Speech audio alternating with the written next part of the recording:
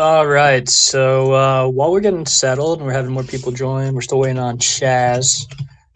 I am going to, in real time, live on the stream, sign up for Amboss's new paid service.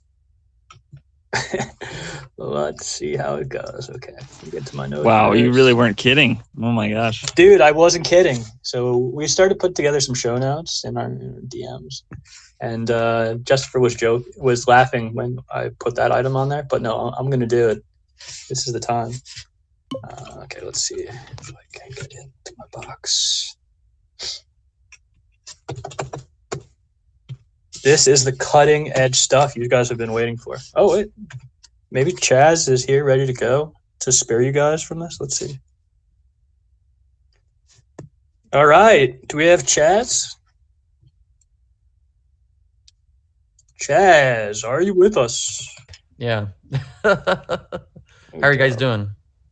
Excellent, man. Good to hear your voice again. It's good to be back at it after a week off. So welcome all to Lightning Friday. I am your co-host, Evan Kaloudis. You guys might know me from the Zeus app. Great way to take your Lightning node on the go in your pocket on your iOS or Android phone. I am joined today with the great Jestopher. Jestopher, are you back, buddy? I am. Yeah. Might have to do a couple of changes, but happy to be here. Happy to be back after last week. Awesome. Glad to have you. Jestopher is one of the co-creators of Amboss.space, an excellent Lightning network graph explorer. We also have with us one of our other co-hosts, the Chaz. Boom. Chaz is the host of the great Lightning Junkies podcast. Really the best resource in the podcast space for learning about the Lightning Network. This week he had a great episode with Christian Decker of the Sea Lightning Blockstream team. And yeah, it was a really great rip, Chaz. I really like the conversation, where it went. I thought you were asked some great questions, and we got some great answers from Christian. Christian Decker is like way more eloquent than I expected. Like I've heard him before, but like his brain and where he's at made it so easy that I didn't have to work very hard on that one, I don't think. Yeah, he was really great. He was down to earth. I think he took some topics that were quite complex and made them really digestible, and he was like really humble, and you just facilitated some great discussion out of him. It's probably the best discussion I've heard with him. Those were really awesome episodes, so props to you, Chaz. So if you guys haven't yet, go subscribe to Lightning Junkies podcast. I believe the website is lightningjunkies.net. If you want to check out the page there and just listen on the web, highly recommend you guys check that out. Please forgive me having two intros on that episode, though. Or I'm sorry, outros on that episode. It was pretty good. I liked it. It was pretty funny. And yeah, you sold the shit out of that outro too. So you guys want to kick into it? Just for you back so. After some adjustment. Let's give Jestopher another minute, because I want to kick off guns a-blazing.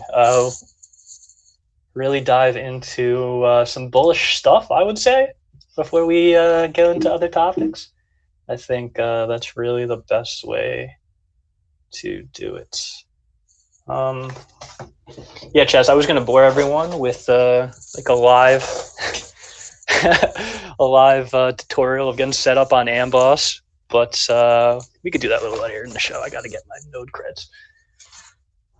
But yeah, I wanted to start getting into Bolt12 and all the hype about that. Some really interesting functionality that this spec brings to the Lightning Network. Yeah, where to even begin with that? Well, first and foremost, you have like a whole brand new way of getting invoice. So like instead of just scanning a QR code, right, and your wallet prompting you to pay it, it's more than just a one-off. It becomes the ability to be prompted to pay every day, every hour, every week, even by a minutely basis, right? And your pricing for this as well doesn't even have to be in sats. Like someone could create an invoice for you, and it could be like a dynamic sat price and pegged to a fiat currency. So like you could say, okay, this needs to be paid for $50, and when you're ready to pay, it could generate the invoice with the proper amount of sats. It supports some crazy other stuff like Schnorr signatures. So in the future, we could have stuff like multi-sig lightning nodes. We have payer proofs. So your wallet can create like a payer key, so you can prove you paid an invoice in the future. It has support for blinded paths, so you get like a huge privacy gain. The sender doesn't necessarily need to know where a message is going.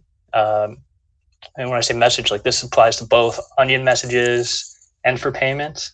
So really awesome privacy gains there. It's like this is quite incredible. It seems like this spec has been implemented on C Lightning version 0.9.3, which came out back in January. However, the spec is not finalized, so they're looking to get some feedback. I haven't messed around with it too much, but I have messed around with a couple of the examples, which is pretty awesome. The biggest thing, though, is I don't think it has buy-in from the L&D team yet. So it's not like widely used, and if it doesn't get buy-in from L&D, which is pretty much the biggest implementation now, C Lightning is the second, I would say, then it's really not going to be the full experience we expect if not every node on the network is supporting it. So that's going to be an interesting challenge there. Oh, look, Jestopher is coming back. Let's see. Yo, Really Jestopher. fast. Oh, sorry. You go, Chaz. What's up? I just wanted to kind of clarify a bit here because you just kind of launched into Bolt12. And I think there's some finer points. Yeah, we can hear you, I think. But Do you think talking about Bolt12, though, but I just wanted to say this really fast, that they're otherwise known as offers. And when I talked to Rusty about this, he called them Superinvoices. So I'm kind of partial to that name for it, even though that one's probably not going to take off. But I think it kind of makes it clear what's kind of going on a little bit, that it's, invoices as they stand now kind of suck. They're very limited, and you can't really use them as you would like a Bitcoin address. Like, back in the day, at like a sports stadium or something, you might have someone say, hey, pay me Bitcoin, get it on TV. Then you have like a bunch of Bitcoiners sending them Bitcoin or whatever, and making money just off that. And so the idea is, you would want to have something like that in Lightning. Obviously, we stopped doing that so much on Bitcoin just because of address reuse and the privacy implications. And so the idea is, could we do this on Lightning while not having that same issue with address reuse? So LN URL kind of came in as this kind of stopgap measure that would kind of address this issue, but would kind of go through the traditional web protocols. So there'd be kind of more privacy things to think about in that scenario. So what Rusty wanted to do was to have that same kind of, LN URL flexibility and all the things that it can bring with it, or including, reoccurring payments and things like that. but having it work directly through the Lightning Network. So you're not using, a web protocol that might have, different privacy issues or what have you, that you would do it through Lightning and maximize your privacy. So I think this is a really big deal. This is one of the more standout talks that I remember from the Lightning conference at the end of 2019. And it blows me away that it's like 2021, basically 2 years later, and we still don't have, we're not that close to Bolt12 being in there, and that LND, there's a little bit of this back and forth that I see between those two teams, the Lightning Labs team and the Blockstream team. I'm not sure if there's real animosity or anything, but just very different ways of wanting to do things. And I think that's kind of the stopping point right now. Can you think of a reason why LND wouldn't want to implement this this change or kind of work to make this happen? I could only guess. I look at mostly on Twitter. I'm sure that's not where the more technical discussions are happening, but just from Twitter, you can kind of see, people from Blockstream and people from Lightning Labs just kind of being a little snippy at each other. And I kind of see it as having different philosophical approaches to what is happening. I almost see a begrudging acceptance of the spec process. I can't remember where this was. I think maybe on the Bitcoin Magazine Twitter space, but I can't remember who it was, but Lisa and Alex Bosworth were just kind of going back and forth at each other about protocol layer, app layer stuff. And there just seemed to be this kind of really snippy divergence of how things should go. And I definitely feel like AMP invoices are kind of similar to offers, and it seems to be like they think that AMP invoices might, be the faster way to get this functionality out there, versus this kind of slower Bolt spec process, which will take much longer than just trying to push something out on the application layer. So I just think that there's a bit of a divergence on the philosophy of it all. Yeah, totally. I'm not super sure what all is going on, but I mean, when I look at it, I think, LND has what, 94% of of usage of the Lightning Network. I mean, 94% of users use it. That was the number that I remember. So just having other protocol implementations kind of balance out reliance on one organization to make all these decisions on where this protocol is going to go. I think kind of diversifying a little bit might help balance out some of those things, or just kind of move things in different directions just for the health of the network. So yeah, I can kind of see some divergence happening. Yeah, but for offers, was that the thing that is going to kind of take invoiceless payments and kind of give them receipts as part of it? Was that a piece of it? Yeah, that was something that Rusty really wanted to have in there, because he doesn't like key send, basically, because he's really unsatisfied with the lack of payment proofs. Like in a customer service scenario, I'm sending in X amount of Bitcoin to this exchange, they never got it, or whatever, not credited to my account. How do I prove I ever sent anything in? So his idea is we have to have some kind of receipt.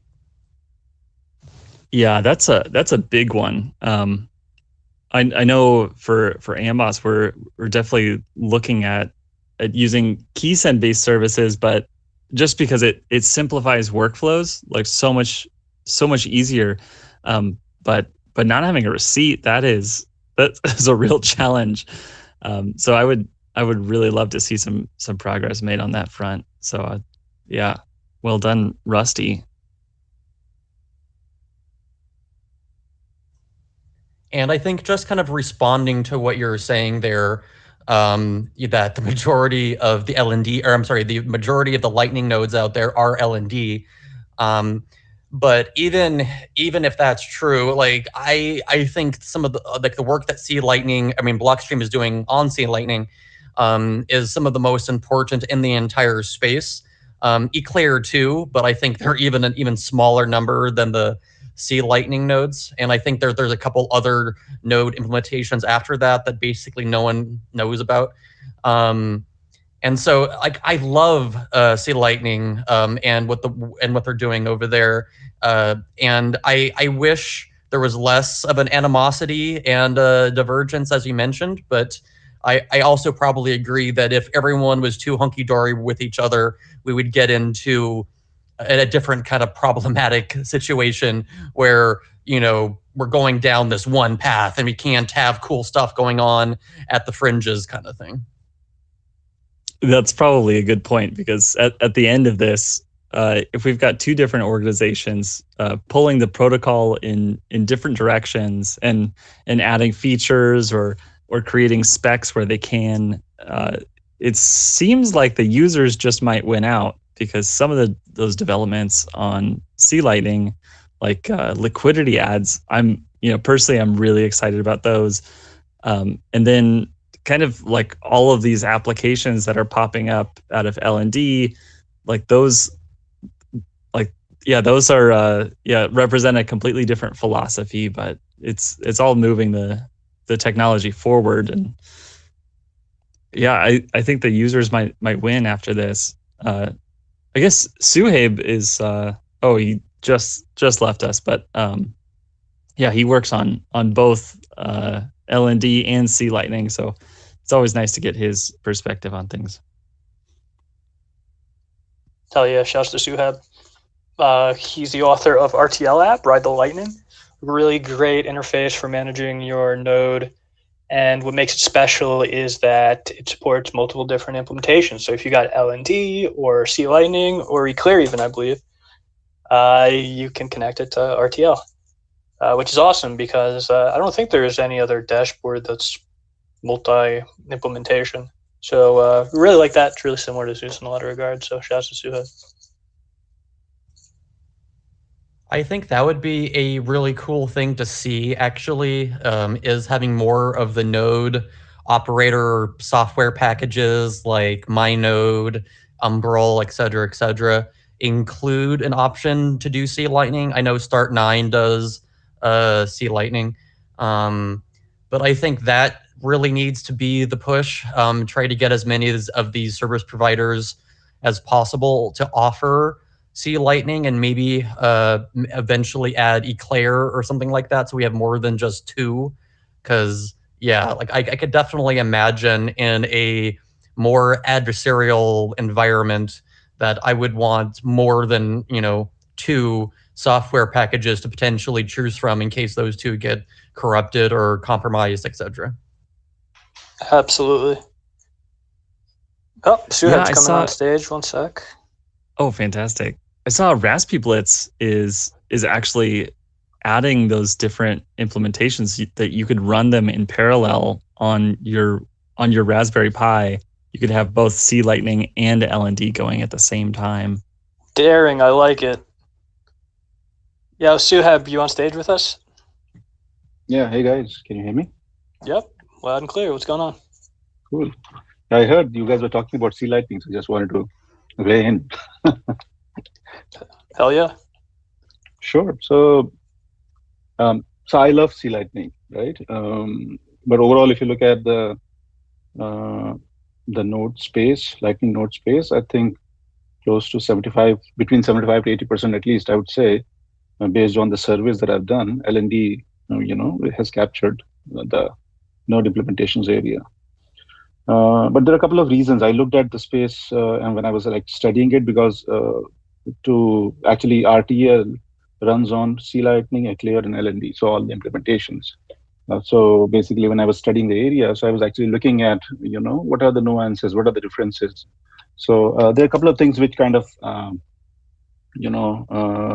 stand out, which I think you can attribute as a reason for LND to actually be significantly ahead, in terms of the node implementations.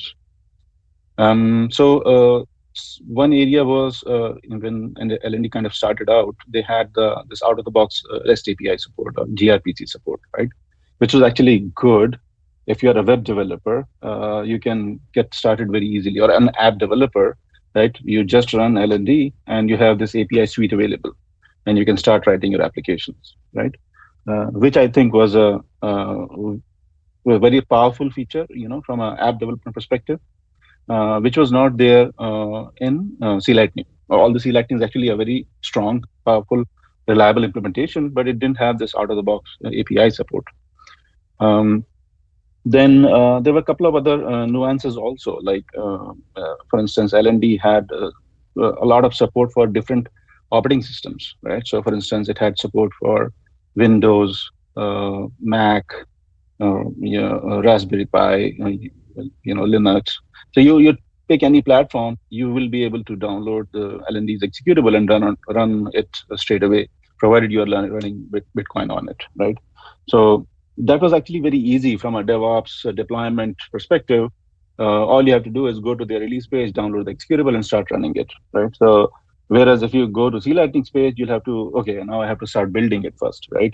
Now when I start building it, I have so many other errors I have to fix, basically, right? So that kind of created some sort of a friction, in the adoption, right? It was easy to download and run LND vis-a-vis C Lightning, right? Then I would say also LND's Windows support, although I would not recommend anybody running their Lightning node or Windows, but that was actually good from the initial experimentation standpoint, right? You have a laptop running and you just want to kind of play with the Lightning in the initial days.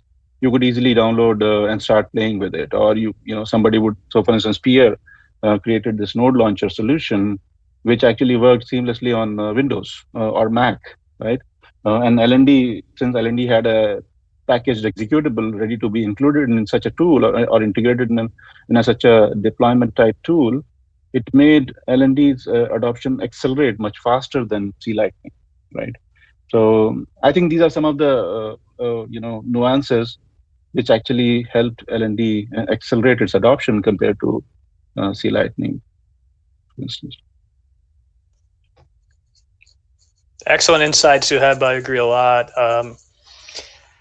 Yeah, I mean, ease of use to get started is definitely a huge thing, right? Of course, like, there's a reason why people will use more custodial wallets than, say, sovereign self-hosted nodes and interfaces like that. So similarly, the time it takes to build and the difficulty it takes to get rolling affects how many people use it. And yeah, I definitely agree with you. The LND API that comes out of the box, that goes a really long way. So as the Lightning Labs team is adding all these great features, they tend to support them out the box with the REST and gRPC API, and all these app developers can easily integrate those features right away. Where something like Offers or Bolt12, which we were talking about earlier, I don't think any of the APIs that are out there for C Lightning that are made by third parties, like C Lightning REST that you make, they don't support any of those new features, right? Yep.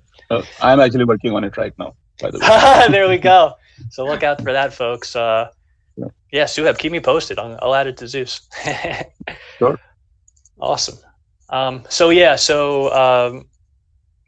there's definitely some tension between the two teams. I mean, I think overall the competition between the two teams is going to actually lead to better solutions for the consumers. We're going to get some pretty awesome experimentation in that regard, because these teams, they're not constrained by consensus on the chain like we are on layer one. So that's really awesome, but it's also one of the bigger challenges in this space that The consensus on what the spec of Lightning is, it's a little funky. So we're going to see many more disagreements like the one we're seeing out right now. And, ultimately, these two teams are going to have to battle it out in the marketplace. So there's cons to it in that maybe not every node will support offers out the gate like it does now. But at the same time, you can be iterating and create all these really cool solutions and parts of the protocol that not everyone has to agree with. All you need is one counterparty to agree to use offers or whatever the next hot thing is, and you can use it. There's no waiting for the hard fork to or soft fork or whatever the instance may be to activate and for it to get deployed and any of that. All you need is two counterparties who agree to a new extension to the protocol and both run compatible software on their nodes. So development on the Lightning Network, it's a bit of a gift and a curse. So, we got to take the good and the bad. I think I would point out, though, that I could be wrong about this. Hopefully someone will correct me, but I believe the way that Rusty and company are building out offers right now, in order to actually use offers, yes, you obviously have to run C Lightning. But I believe if you're the other party that they're trying to get the invoice from and to pay and all that, or maybe the other side, but regardless, you don't actually need to support offers. You could technically be running L&D, because I was reading some thread between Lalu and Rusty, and there seems to be some kind of fallback built into the way that they're building out offers. So even if one side doesn't really support what's going on, there's like a fallback measure to still make sure it works, at least for the one side that is actually running the offers software. Interesting. I wish we had Rusty to verify that with, though. I know. We'll try to definitely get him on at some point. Hopefully, we keep grinding and keep putting episodes out on a weekly basis, and we have more devs join us. It's been really awesome to have the devs and figures that have already come on join our space. So really grateful for all that and the ability to have this open discussion, even to have like Suheb come up. It's quite an interesting new format that we've got in our hands. So lots of possibilities for fun. I have heard that, that there's something about the graph sync that works somewhat better in C Lightning. Because I know Severin from lnrouter.app, which does lots of like probing type activity and also has a pretty cool like Lightning Network graph display. Like I know he uses C Lightning, and I was curious if folks are familiar with the different tools that are available for kind of exploring the graph in C Lightning versus LND. What are you talking about, Jestopher? The only tool I use is amboss.space. Right. Oh, thank you. I did get a notification that you might have actually purchased a subscription. Did I get that right? Yeah, dude. And okay, apologies for not doing it sooner, but I actually did sign up for a subscription during the show, and I got my ZeusLN.app Olympus node set up on Amboss. I got a custom URL. It's amboss.space/c/ZeusLN. I got my minimal channel size broadcast. I got my Twitter URL, my Telegram tag if you have a problem with the channel, our website, an email. And it was really awesome, guys. The best part about the experience is once you make the payment, confetti comes down the page. It's like it makes me feel really good. So now I'm one of your customers, and I'm gonna hold you accountable. So watch out. Awesome. I already have some feedback. I'm gonna shoot you later. Yeah, please do. We're absolutely. constantly iterating, so You'll love to see it. Well, we do have an announcement on that front. Oh, sorry. Go ahead, Chaz. I just wanted to ask a quick question to be the kind of contrarian here. So I've been thinking about this membership thing, but like, why would I want to attach my identity to this and kind of remove my plausible deniability? Yeah, that's a good question. So let's see. So just like claiming a node means that you as a user are proving that you have control over the node, that you have the private keys to be able to sign this message. So that tells us that you are the only one entitled to make changes to this node page that would be publicly available. And then you have the option to put additional contact information. So I think a lot of users want to just be able to coordinate activities with each other, and a big part of that is putting contact information. But it's really up to you on what type of information you want to upload. So I think maybe the most privacy preserving type of information would just be a kind of a burner email address. It's up to you if you want to add a Telegram or a Twitter or any of those other ones. But just like but for anyone, you could put a blurb, and I guess that would tell people what language you speak for the most part.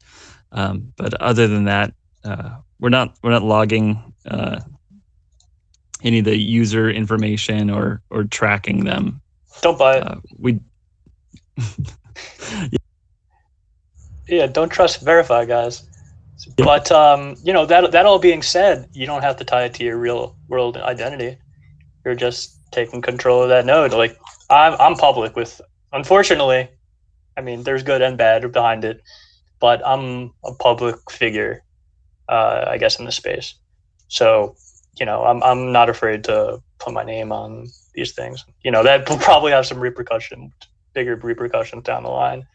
But for now, I'll be happy to tag my Telegram account, my real name on the account. But that doesn't mean you have to. I mean, shit, Chaz, like, I'm still 50-50 on whether that's your real name. I think I hear that a lot, actually. But just one more thing, Jestopher. So do you guys have, I can never remember the bird's name, but do you have the, if like the government approaches you or something, do you remove this like one sentence thing from your page or something? So you're thinking of a warrant canary? A warrant canary? Exactly, yeah. I'm not totally sure I know what that is. What's a warrant canary? So basically, you say, okay, this is an arbitrary marker on our site, whether it be a page, or an icon or some sort of marker on the page. And this indicates that we have not received any subpoenas from any courts or legal authority of any sort. And if you were to remove it, perchance, there would be an indication that has changed and that you did receive a subpoena or some sort of legal notice from the authorities. Perhaps it's a notice that you couldn't speak about, and this was your workaround about not speaking about it by the absence of this icon, and that would be your workaround to skirt around that. Obviously, this is not foolproof. You could be coerced in different ways if you're dealing with the authorities, but warrant canaries often provide some assurance to users and give them some level of comfort. Maybe it's something you guys want to integrate. I know it's not foolproof, but it could act as a powerful tool for you if you guys ever end up in a bind in that regard. But it also depends on nature of your business, the legal atmosphere. Maybe you guys get to a point where you just disclose, or you're able to disclose what kind of search requests you guys get. I don't know. It's I know you guys are like really early on in your business, and you're just trying to ramp up, and you guys have this MVP product, and they're just looking at new features. But it's probably something you guys want to think about. I know Lightning Network is very nascent, but I think things are going to ramp up pretty quickly, especially with all the rumblings we've been hearing on a lot of different fronts. I think you're right. So I appreciate. Yeah, I don't want to. We'll think about it a lot, you guys. But yeah, it's probably would be wiser to start thinking about that stuff sooner than later. Yeah, definitely. Most of the data that we have is, public information just from participating in the Lightning Network, and then whatever users actually give to us. And as part of the privacy policy, we're happy to remove any of the data that users hand to us, or other data out there. A big impetus for that was like on 1ML, it will show all of the previous IP addresses that a node has had. So like nodes that start up and they're on ClearNet and then move to Tor, well, it still shows their ClearNet IP. And we definitely wanted to get away from that, where it's just publicly displaying like the whole history of all the IPs that your node has shown. So yeah, definitely want to make a really private experience. It's like one of the goals of the whole project. And yeah, we're super new, like 2.5 months maybe that we've been live.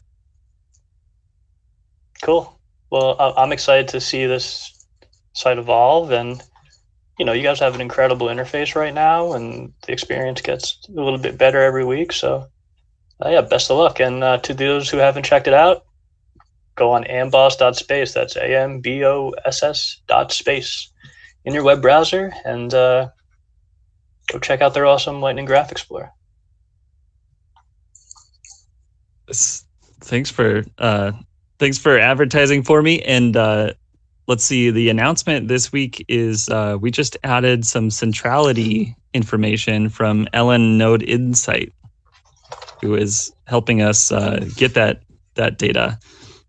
So if you want to check out your rank and your score from centrality measures, go check that out.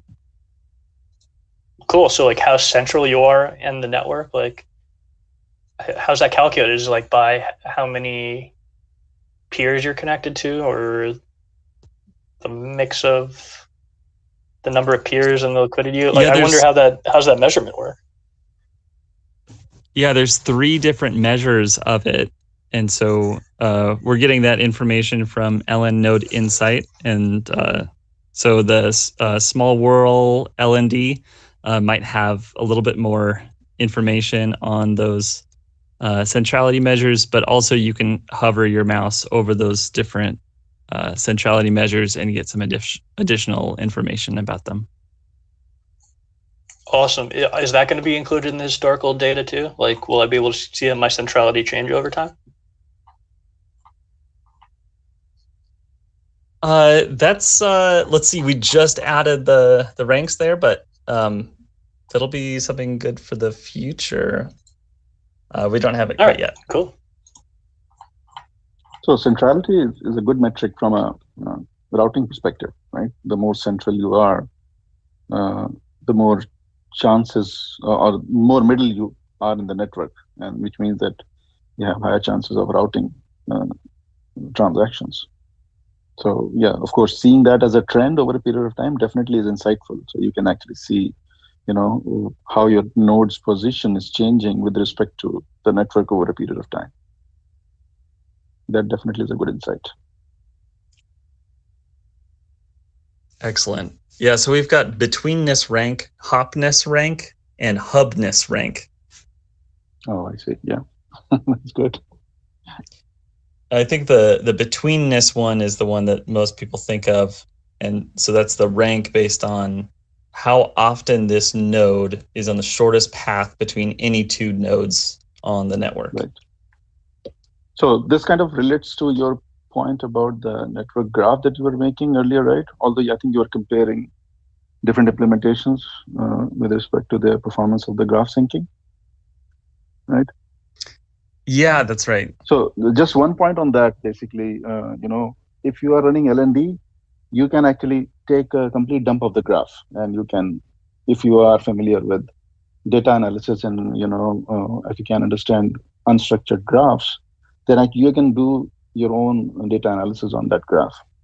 But C Lightning or Eclair, I don't think are giving that dump of the graph. So that's one thing which is unique about LND, that it is actually giving you access to the complete graph data as well.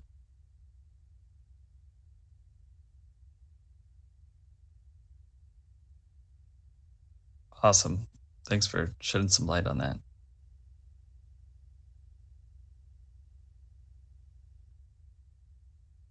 Let's see what else we got on the agenda, Evan.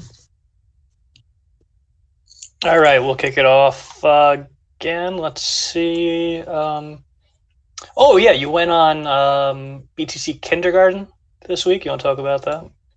It looked like a newbie tutorial for getting set up on Raspberry Blitz. Sure. Yeah. I did a presentation. So I've got all these slides, and I set up a Raspberry Blitz just so people aren't afraid to actually set up a Raspberry Blitz machine themselves. I know a lot of people choose Umbrel because it has a beautiful interface, but then they kind of learn a bit about how their configuration file might change, or some of the license restrictions that are on Umbrel that might make them want to choose Raspberry Blitz implementation instead. So I kind of just go through every single step, constructing the thing to flashing the SD card to actually choosing some services to run on the Raspberry Blitz. And then I'll make those slides available, like PowerPoint or like on a PDF. Cool. That's pretty sweet. I love Raspberry Blitz. It's probably my favorite implementation of pre-built node platform. So that's really cool. Should check that out. Sweet. So yeah, guys should check out BTC Kindergarten. I think that's a really awesome platform for newbies, especially. They break it down to the basics. Who runs it? It's Nick Can't Mine, and who else? At My Live in Truth. My Live in Truth. Weinicus. And who? Yeah, those are the Weinicus. Oh yeah, I know him too. In one of the incredible plebs. What a crew. Yeah, so check that out, guys. That's BTC at BTC Kindergarten on Twitter. And yeah, for noobs that have for questions, there's a whole bunch of Bitcoiners in there just ready to answer those curiosities that you might have. Sweet. That's what we need. I think we need more sort of base level, really approachable content like that. Almost like explain it like I'm 5. Like, let's get to the real basics and tell me what I need to know so I could get rolling with things. And yeah, I think Surfer Jim is like one of my favorite people because he can just take it down to the most basic level and explain why you might be motivated to do these different things and to kind of exit the system that has been taken advantage of. Yeah, Jim rules. Like, super humble guy, and he's not afraid to ask like even the most basic questions. He'll have like pause you and be like, hey, hold up, wait. What do you mean? And he has like, he's not shy about, revealing how little he knows or whatever. Like, he's genuinely thirsty for knowledge.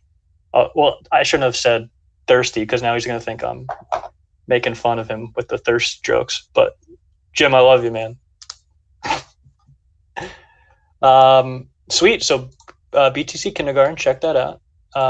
Let's see what other topics we got for today. We also have another educational thing that you guys might want to check out is through the Bitcoin Design Group.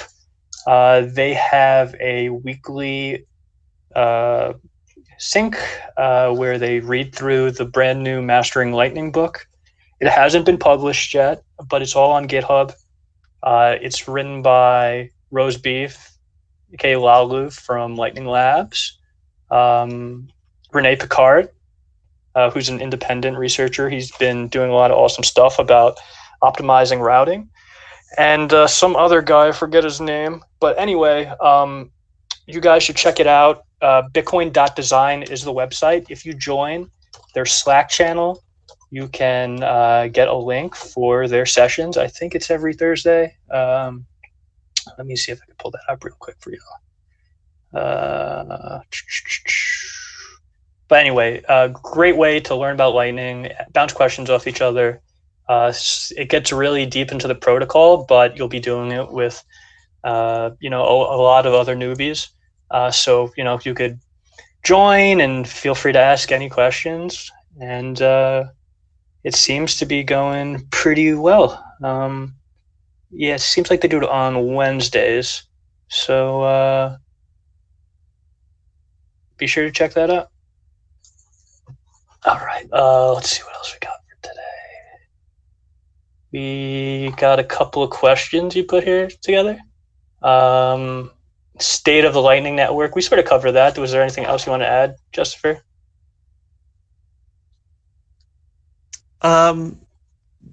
Let's see. We can go through those questions. But actually, do we have any questions from the audience or anybody that wants to come up and ask some questions? Newbie questions about the Lightning Network or more advanced ones if you want, and we might be able to find an expert here in the audience. Yeah, absolutely. We like to have a lot of pretty crazy guests on board, but don't be shy. We are friendly to the plebs, the noobs, anyone who is just getting started, may have not even run the Lightning. We got our bunny Vivek, aka Seared Salmon. V, you there?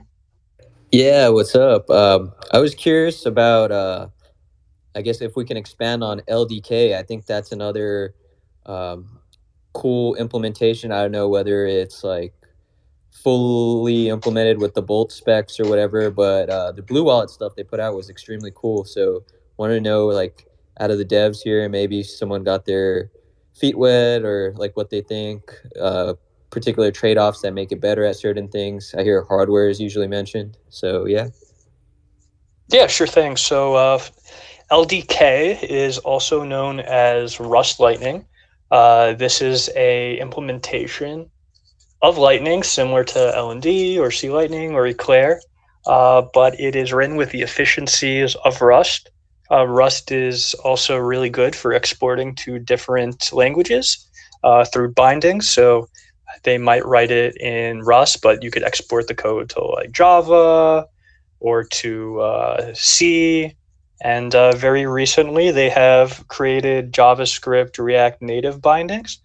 And this has facilitated its implementation in Blue Wallet. So Blue Wallet is going to pretty soon, at least from my understanding, going to be phasing out their custodial node. So you're not going to be able to just hop on, create a custodial account, and send stuff. So they're transitioning to a non-custodial model using this LDK, and it runs right in the app. If you're really daring, you can go onto their GitHub page. You can go find their PR that they have open for LDK. It might be under RN-LDK.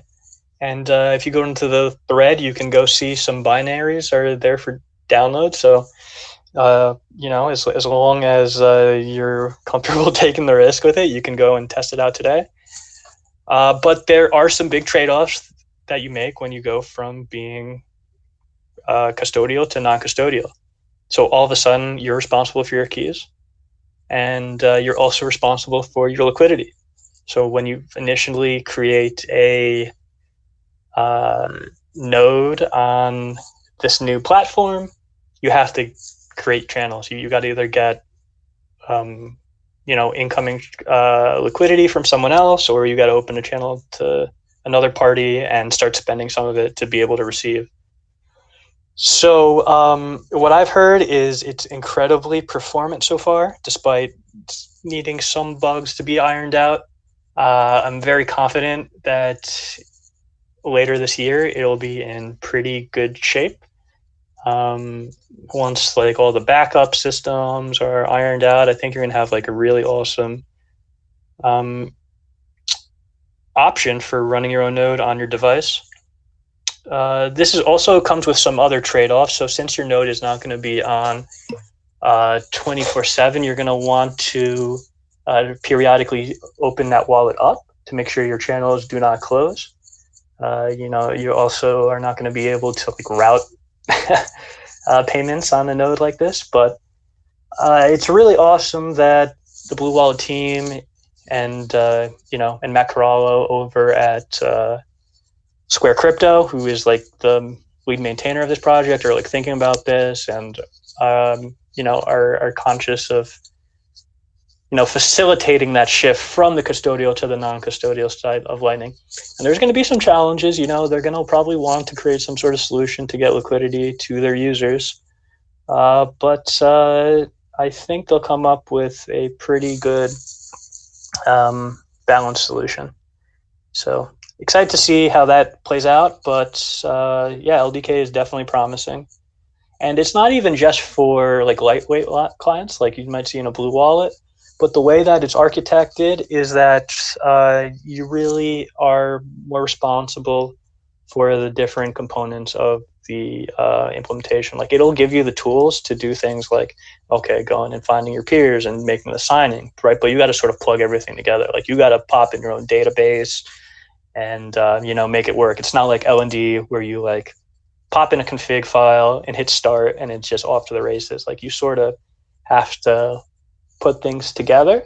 But the way it's written with Rust, you're going to get some really awesome performance, and you might end up seeing this implementation being used on some backends for some big services because of the efficiencies it could bring and the flexibility you have with it. So, it's taken some time for people to start integrating it because of all those missing parts, right? That it doesn't offer everything out the box, but I foresee a really, really bright future for LDK, and I'm really excited to see where they take it next. So have you gotten to use LDK for Zeus and the stuff that you're working on? So I have not. I've messed around just a little bit with the Blue Wallet Alpha with some mixed results. It's still a little buggy, so I wouldn't really recommend anyone trying to run anything too serious with it or use a sizable amount of funds. But I see it coming together, and I think it's going to be really awesome in a few months when it's ready for prime time. As far as Zeus, my priorities as they stand right now is get this redesign out with full coin control. That's going to include channel opens and on-chain transactions initiated from cold storage, which is going to be pretty sweet. I think it also addresses the biggest issues with Zeus, which is the UTXO privacy. You have to more so do a lot of that with, managing your addresses or doing some CLI stuff. So hopefully we make that a smoother experience. But anyway, once we release the new redesign in the fall, then I'll be looking at light client options. LDK is certainly a promising option, but I also may end up going with a neutrino version of LND. So maybe fetch the blocks from somewhere else or let someone connect to their own Bitcoin host at home. But I'm not sure. I really do not want to be hosting instances for people. LDK still has that same problem too. Like you're not fetching the blocks on your own instance. So I really need to take a lot of that into consideration. But that being said, I definitely want more users to be able to run their own nodes off of their own phone. I just want to make sure that focus is on non-custodial options. And you could sort of do that today, right now, if you have an Android phone and you use something like Nayuta Core. You'll spin up a neutrino node on your phone directly, and they make it super easy to connect to Zeus. but I'm thinking of taking it to the next level and building the actual node itself into Zeus. So we'll see how that goes. Obviously, we got a whole bunch of work ahead of us before we get to that. We probably need another 2, maybe 3 months tops of dev work to finish the redesign stuff. But it's coming together, and I think at least from a UI perspective, it's a great leap forward. So pretty stoked about that. While we're on the topic, we have a weekly sync for reviewing the redesign. That is on Wednesdays at 8:45 a.m. Everyone is open to join. That's through the Bitcoin Design Group. So we got a whole bunch of designers there that are helping out with that effort, taking the charge. We got a dedicated designer for branding, dedicated designer for the website, and a dedicated designer for the app itself. And everyone is welcome to go check out the designs that are open on Figma and join our meetings and give us feedback. And we're hoping that sometime in August, we'll have a open alpha so that people can download the app. Might not be fully featured with all the new stuff we want to release with, but we're going to need some feedback real soon. So encourage you guys to check that out. So Wednesdays, 8:45 is the design meeting. And we're also going to be kicking off dev focus meetings on Tuesday at the same time slot, at least for now. And that's East Coast time? Yeah, East Coast time. Thanks for asking. We'll probably include one of those anytime links so you could figure out what that is in your time zone if you don't want to do the math. But yeah, I'm going to be leading that. We also have a new developer Slack. A lot of users are probably on our Telegram, but we now have a developer-focused Slack where you can go and ask questions. You can hit me up. I'll help you get set up with your dev environment, bounce ideas off each other. And it's not super active right now, but we're building a small little core of devs that are working on it. We got, I'd say, 5 or 6 people sinking their teeth into different parts of the redesign efforts, which is pretty awesome to see. And, it's just about prime time to start syncing on a weekly basis and trying to divvy up some of that work to try to speed this up and get a new working product out to the Bitcoin community. So I'm really excited about it, and things are going really well. This week, we've been ironing out some LNURL work, LNURL off. So now you're going to be able to sign messages and log in with not only just LND, but C Lightning REST and Eclair instances. Super exciting. That's just all in testing right now. We have also been doing some work on channels. So the new channels interface, at least the general overview, maybe not the open channel and connect peer screen. Those are all integrated, at least from a design perspective. I got to just do some wiring to make sure it all works. And beyond coin control stuff, it's really just a lot of single screen views that we got to touch up. So things are coming together, and I'm really excited to be able to share that with y'all really soon. So stay tuned. That's super exciting. So, okay, UTXO management. Yeah. You get a new view of the channels. You'll be able to sign messages with whichever implementation. Those are all huge improvements. Well done. Yeah, thanks, man. I'm excited. I think the design and the UTXO stuff are definitely the biggest pitfalls in Zeus right now. Like, one, is ugly and it's a little confusing to use, and 2, you don't have the full privacy controls, at least, that you should. And now if you combine that together with the ability to open up your channels from an external wallet, it's going to get really crazy. So right now, the focus is on 3 wallets right now. We got the Foundation Passport, which is sort of a cold card fork, but with a camera and sort of new form factor in the sort of a cell phone, which is pretty interesting. We got the Keystone, which is out of Hong Kong, a really awesome Android OS based wallet, but no other way to connect other than with these cameras and QR codes. I highly recommend this one. It used to be the Kobo, but they've rebranded and left their old company, and they've made a new device that has some pretty cool improvements, including improved SD card location if you are using that. Really cool.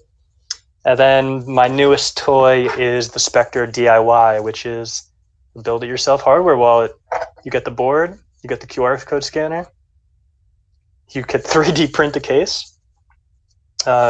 No battery, at least with my unit, but I suppose you could build in a battery.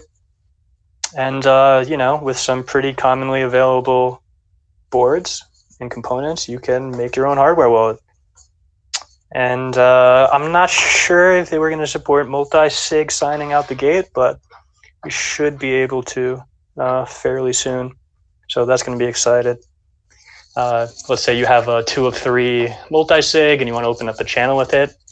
You should be able to, scan the QR codes and build this partially signed Bitcoin transaction until it's finalized and then broadcast it. So I think that's going to be a real game changer too. And from there, let's see. Perhaps we'll have other wallets, maybe software wallets that you can import stuff from and sign with. I think it would be really cool if you can craft transactions that you had perhaps in your Samurai Whirlpool or from your Join Market to put right into Lightning. That would be very rad, I think. And then for some other wallets that perhaps don't have that QR code scanning functionality, maybe have some read-only functionality, I think that's going to come alongside with the account imports. And then from there, it'll be time to add NFC, which sounds like the new cold card Mark IV is going to have. And basically the idea is exactly the same as having that air-gapped account import and PSBT signing. But instead of using cameras and QR codes, you use NFC, which is the tap-to-touch functionality that you'll see at many POS stations across the United States and Europe and across the world, where you just tap your credit card or your phone to a surface, and it will pull your payment. The only difference is that since we're using push technology, you'll tap your phone to load up the invoice, whether it be a Bitcoin address or a Lightning payment request, and then you'll confirm it on your phone instead of it just pulling your credit card number and making the payment on the terminal. So just a little bit of a different of a flow. So would this be LNURL for this this phone tapping type thing, or is this? I guess this might be offers in the future. Jestopher, it could be whatever you want. It's going to support on-chain addresses, Lightning addresses, whether it be Bolt11 or Bolt12 and LNURL, whatever it may be.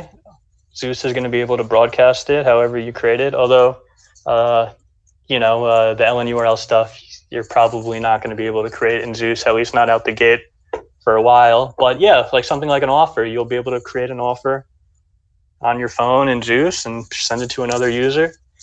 And they'll be able to just tap phones with you as long as you have the NFC enabled on your phone and load it up. And there you go. No more broadcasting your QR code. So in some ways, it's a bit of a better precaution from a privacy perspective. If someone was snooping from far away with a big camera, can't read it, you got to be, less than an inch away. Evan, you're talking like you can just build whatever you want on this technology. Like you don't have to ask permission to anyone. Yeah, that's what we're doing. I mean, he has the license support.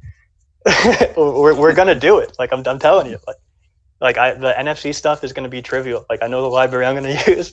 Once the coin control is done for the redesign, the NFC is gonna be like a 2-hour experiment. It's gonna be so awesome.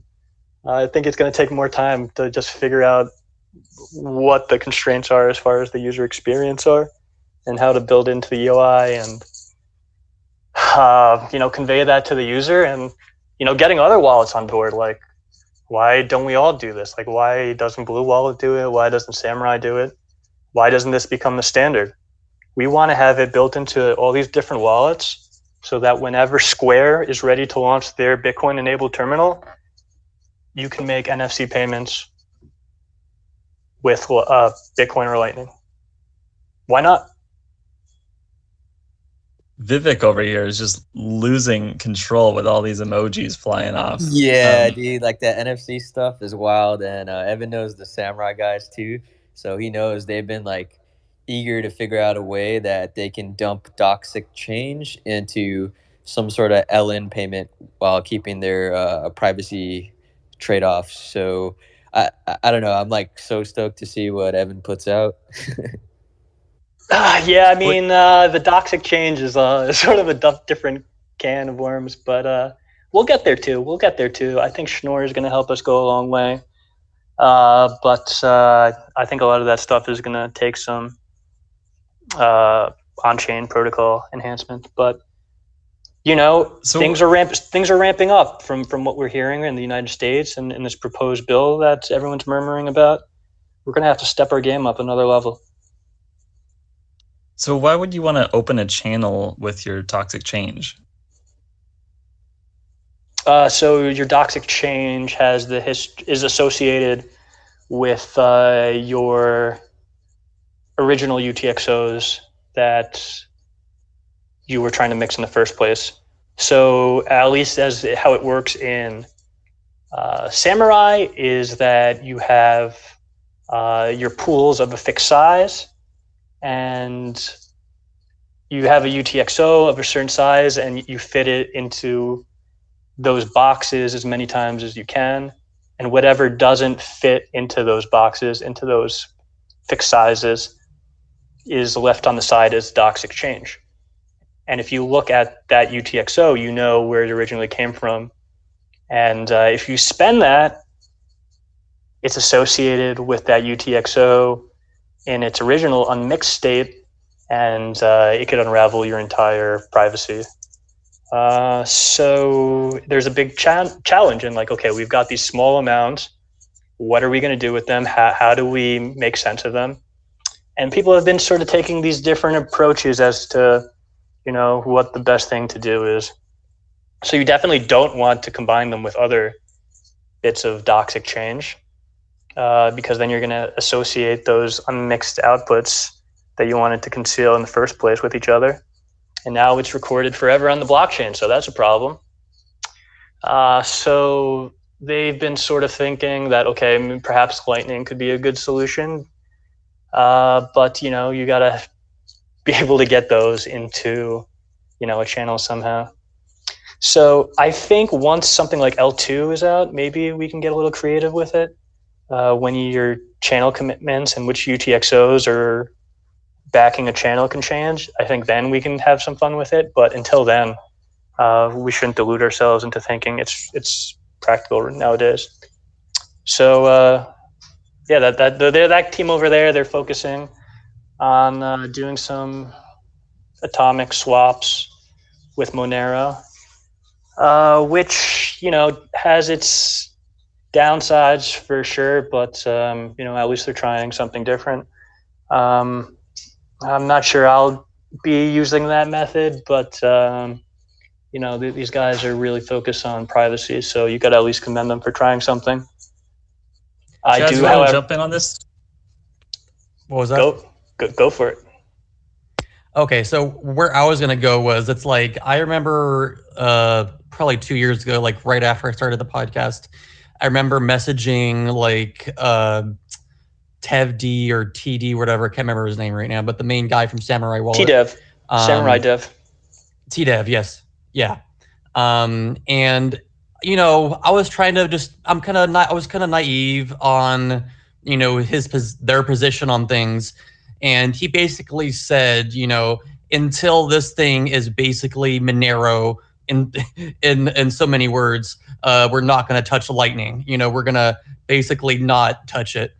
And my my naive sense still is like we need a Samurai wallet for the Lightning Network that does all these specialized tricks that Samurai has in their wallet, all the little, things in their toolbox.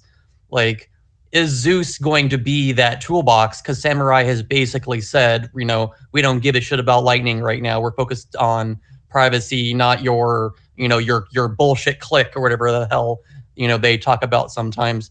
So do you think Zeus is going to be that? Do you think someone else is going to step up to be the super privacy Lightning wallet? Is Samurai going to come through in a couple years and be like, oh, it's private, it's kind of private now, so we might as well start adding our shit on top? What do you guys think? It's going to be a combination of things. So obviously, as the app developer, I want to provide as many tools for the user to help them be able to manage their U2XOs and to remain private on Lightning in the ways that they can.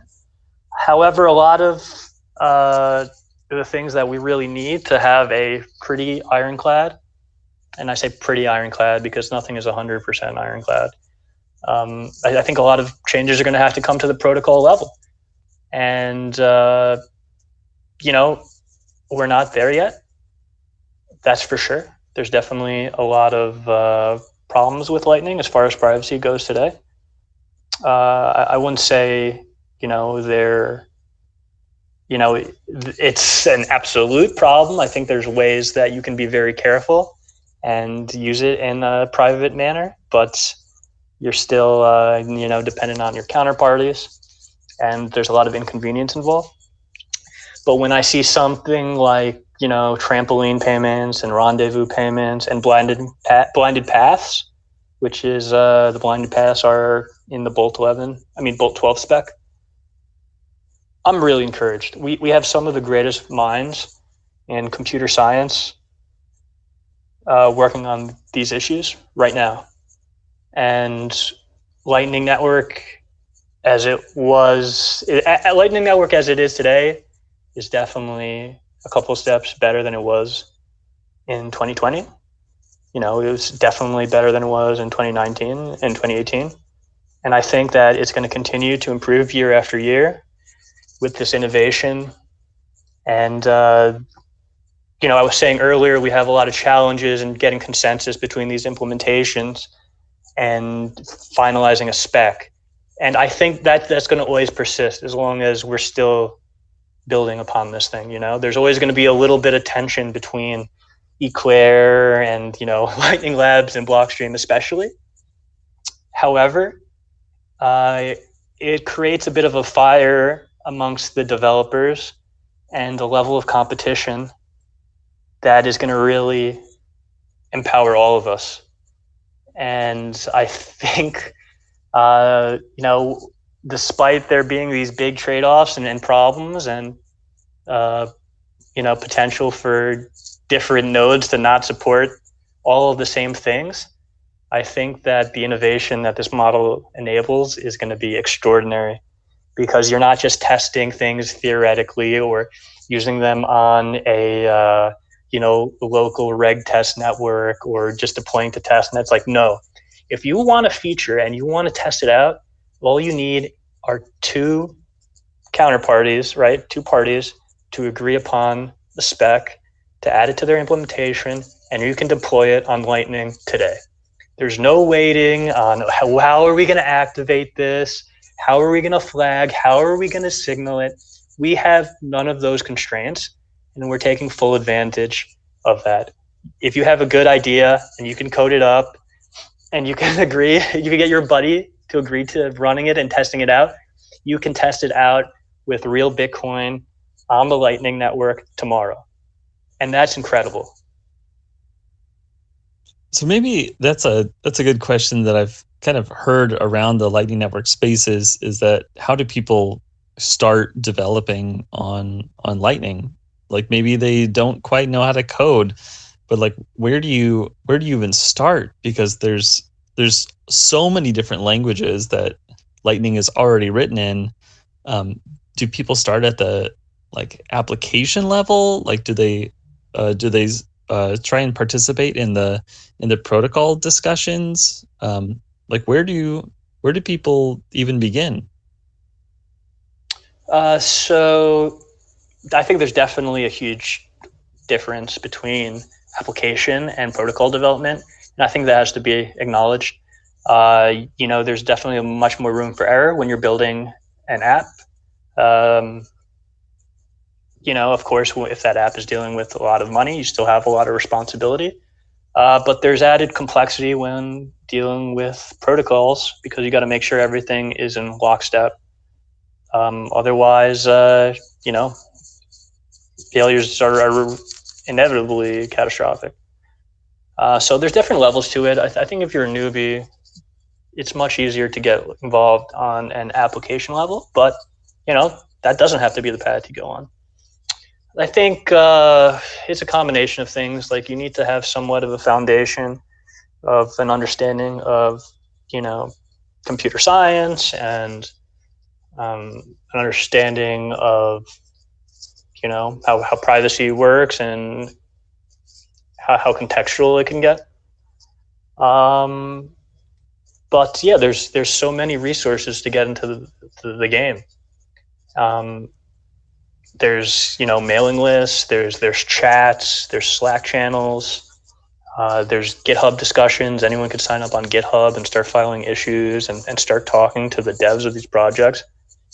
Whether it be a bug that you find while running it or you have an idea, is obviously if it's bullshit, you're gonna get the appropriate response. But if your idea has merit, it's gonna get some people looking at it because these people, they're just incentivized to make the best possible product for all of us. So it's a meritocracy in a lot of ways. But even if you're not, offering up some genius proposal that's protocol improvement, there's tons of resources now and accommodating and welcome and friendly people in the community that you can go and talk to, and they'll point you to more resources and people who are willing to sit down and mentor you and just teach and try to grow our ranks. It's pretty amazing. And I think that's part of what I'm trying to do with Zeus in, from that app perspective is I want to try to have as many resources available to people and to try to develop things in an open manner. That's why I want to do, we have the design calls that are open. I want to have the developer calls open. We have the Slack channels. Anyone could open up discussions on GitHub. It's all part of the open source experience. So all you have to really do is be willing to learn, willing to put in the time, and willing to put yourself out there. And that doesn't even have to be with your real name. You don't have to be an idiot and say, "Oh, hey, my name's Evan Kaloudis." You could say, "Hey, I don't know, I'm the Chaz, and I'm here to learn." And even if you're not developing, you can have a real impact on the way things are going. So I wanted to jump in with a non-programmer's perspective. I'm sorry, Sahib, that I'm jumping in there, but I just wanted to kind of answer Jestopher's question in a kind of more direct way. So I think the best way to get started is to go find a problem and fall in love with it. So I don't think you need to know jack shit about computer science. I mean, obviously you have to as you go on, but as a starting place, I think getting inspired is the first step. Everything else can come after that. But I think you need a foundation for your conviction. So obviously Bitcoiners, are convicted about, I'm going to use this in my life. I'm going to, help bring this to the world, what have you. But then on the other side, where it's your turn to be well, now I need to add back on my side. So I think the best thing you can do in that regard is to find a particular problem, a particular, part of the ecosystem that you feel like you can really add something back, or even not. Maybe you think you can't add anything, throw yourself at the problem anyway, and maybe you can come up with some novel solutions or some novel thoughts that the people actively working on it would have never thought of, because naive thoughts, tend to have a kernel of truth in them. And sometimes when you get really deep into something, You can't think from that kind of starters or naive mindset anymore. So I think starting from that inspiration is the real starting point. Like maybe your thing is Lightning Network privacy, so you're going to go do a deep dive on that, and then just pick up your programming skills along the way. I don't think you even need to have that, and I think having the project first will propel you through learning how to code. And when you kind of reach that ceiling of, oh God, this sucks, you're going to be like, but I really am inspired and I really want to, help with Lightning Network privacy and contribute. And so you can kind of more likely to overcome that roadblock. Right. So that falls. Oh yeah, go ahead, Suhaib. Yeah, what I was saying is basically what Chaz is saying is scratch your own itch, right? You think there's a problem, instead of looking at somebody to solve it for you, why don't you try to solve it yourself, right? That actually creates a good motivation to, learn the tools that you need to, or if you already know, familiar with the tools, then just apply them, right? So that's one approach. But I actually wanted to make a point about, protocol development vis-a-vis app development, what, Evan was weighing in on. So basically, like Evan said, protocol development is difficult, right? Or, contributing directly to the core of any of the implementations is definitely difficult. But the starting point ideally would be to, understand the protocol first. So luckily for Lightning, the resources are actually in a much better shape, where if you want to actually start from the scratch to learn about the protocol, you can. So, you can start with the Bolt specs, right? Or you can go to the Chain Code Labs repository, where they have actually a lot of structured content to, read through or go through to learn about Lightning, in terms of its nuts and bolts. And additionally, you can actually look at the LN book, which Andreas is writing. That is actually a good resource to understand the technicalities of Lightning protocol, right? If you want to actually contribute at that level. Whereas if you want to contribute at the app level, then actually it's much easier. But what we need to understand is that from a operational perspective, how Lightning works, and then figure out what problem you want to focus on, and then apply your programming tools to solve that problem. So basically, these are some of the approaches that you can take to contribute to the overall space. That's a great idea. Okay, so Evan mentioned creating a GitHub account and starting issues, and maybe the easiest way to do that would be to actually start proofreading the Lightning Network, the Mastering Lightning Network book, which is on GitHub. You could read the entire thing and also proofread it or make edits or create issues. You might even get a chance to create your own pull request, which might get merged. So you would be actually changing the way that the book is written while also learning about the Lightning Network at the same time. You mentioned the Bolt specs, and so those are kind of the way that the protocol interoperates, or these are the standards. Yeah, so Bolt specs is basically defining how the protocol should operate overall, right? So Bolt specs is a pseudocode of how the protocol works, and you can actually write your own Lightning implementation if you want to. Just follow the Bolt specs and write the whole Lightning implementation in whatever language you want to, right? So essentially, Lightning Labs is a Go implementation of the Bolt specs. See, Lightning is a C implementation of Bolt specs. Eclair is a Scala implementation of Bolt specs. So basically, as long as you are implementing those Bolt specs, you are creating a Lightning implementation which will interoperate, right? So Eclair will talk to C Lightning will talk to LND. So as long as you are implementing Bolt specs, you will ensure that your Lightning implementation is interoperable. That's awesome. What a good way to start, because I'm just watching, PlebNet, and it's really taking off.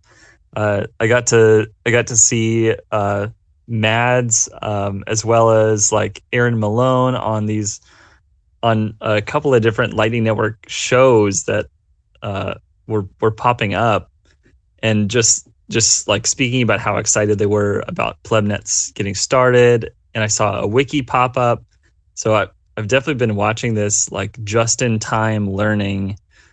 So as soon as people are running into issues, they're like, okay, well, like, how do I fix this issue? Or what does this error message mean? And then diving a little bit deeper into like how this whole network fits together and what their role is in it.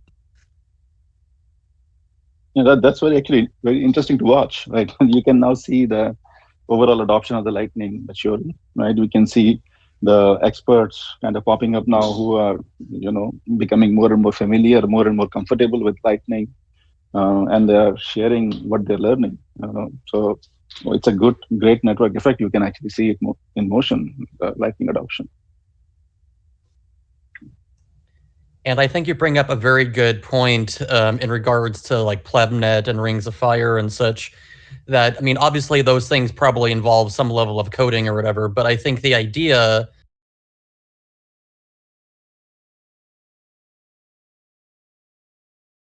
technical place of just wanting to bootstrap and wanting to kind of just add back something.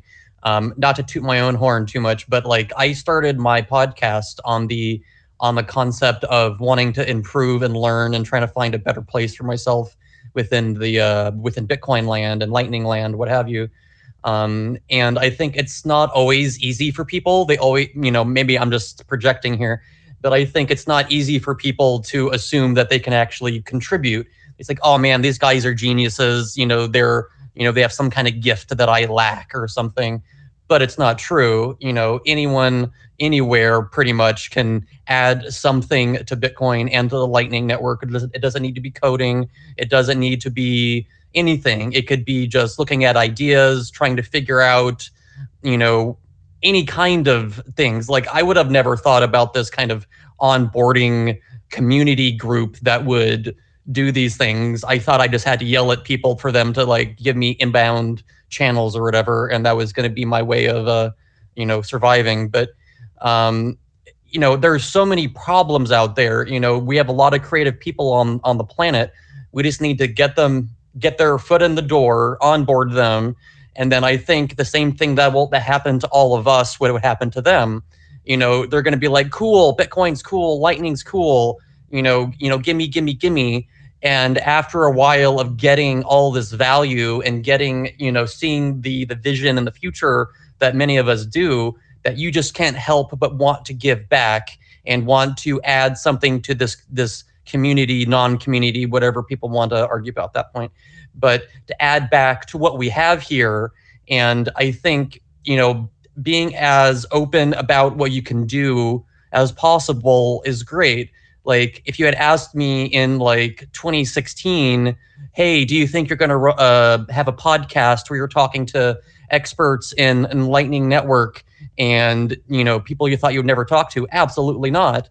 So you got to be open with where your place could be. It could be coding, it could be doing design, or it could be doing a combination, or it could be doing none of those things. It could be being a community leader, what have you. So not to go too far into this area, but I definitely feel like that's, not focusing on being a coder is okay. Designing is okay.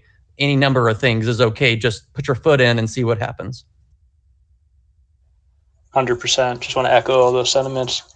I don't think people really building stuff like me. I don't think I'm smarter than anyone else. I'm just willing to put my head down and bang it on the desk and keep working on the same problem and keep improving one day at a time.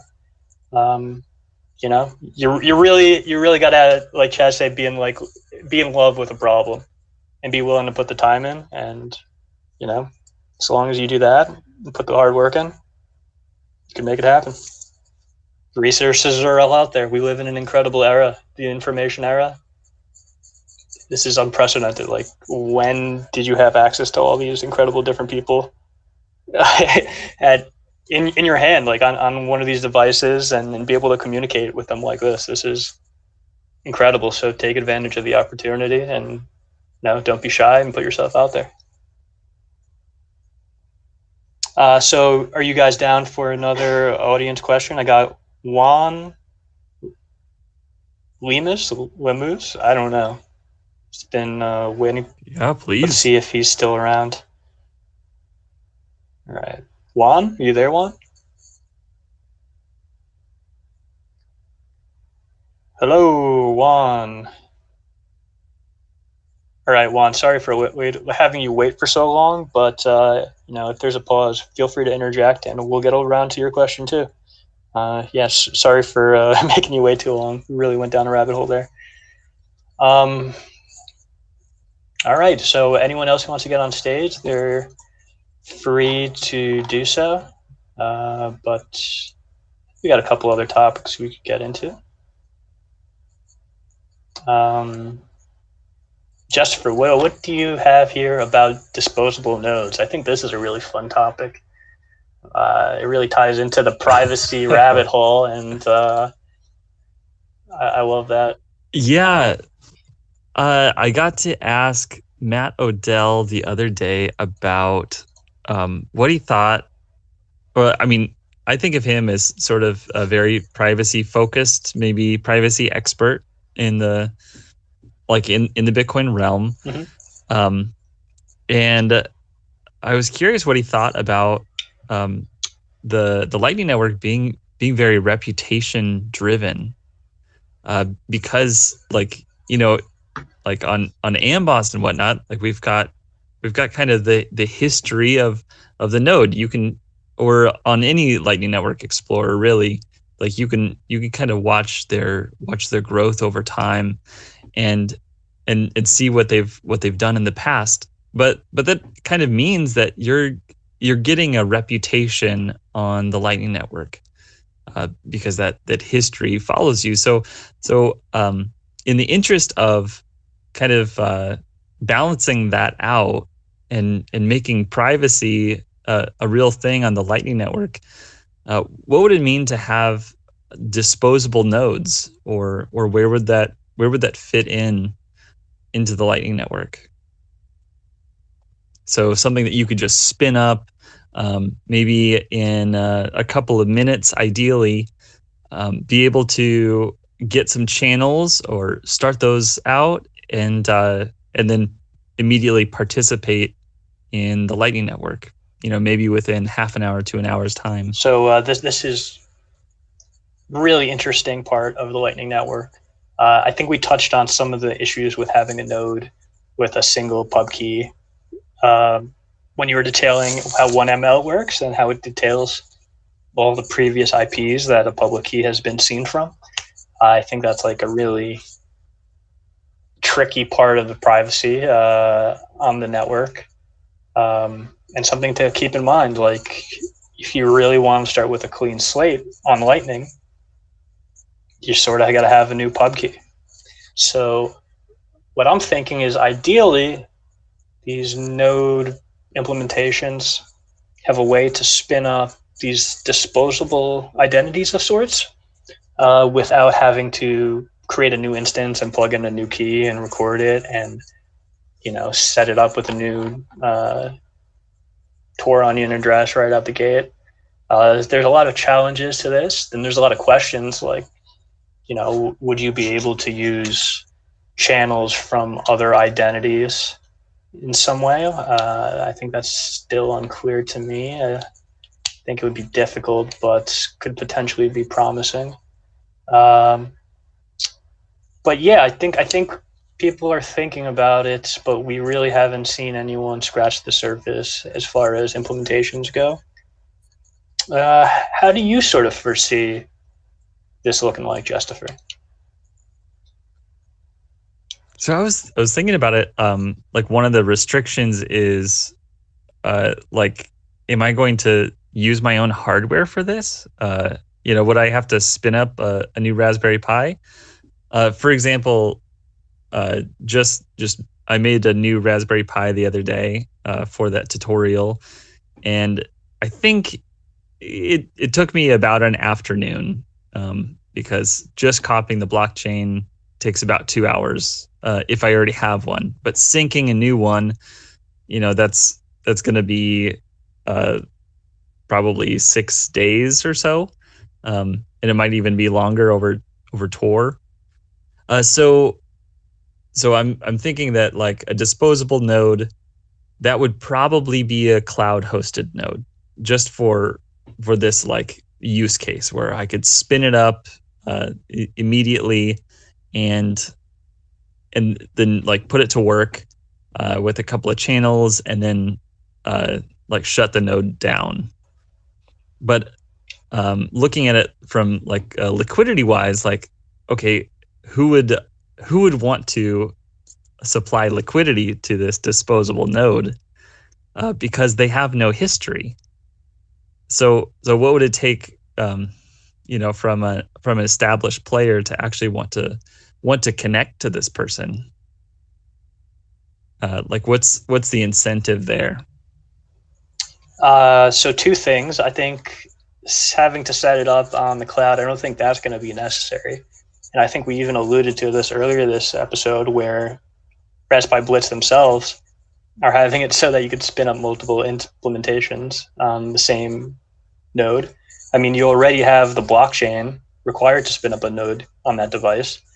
If the footprint of it from a RAM and CPU perspective is low enough, you could just run the second node on that box with its own Tor host, right? But so you're saying just create a new wallet on the thing? Perhaps. I mean, I would like there for a way to just be able to, use the same seed and you just use another derivation path, or you keep going down the row. However, it is a little tricky with how the Lightning wallets are generated today. Every seed has 6 actual wallets associated with that got created.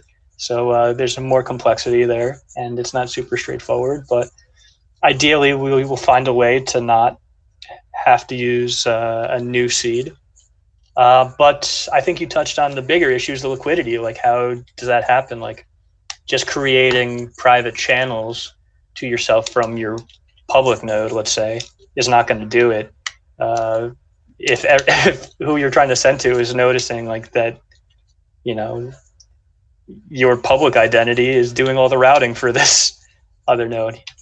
So I feel like there has to be almost an out of band sort of communication layer for people to, or friends rather, to provide liquidity to friends' secondary identities. I don't know. I really don't know. I know that it's a very difficult problem from that perspective and from thinking about privacy from a graph. But I am with other enhancements on LN. I think it's definitely possible, and I think it just needs some time to be explored.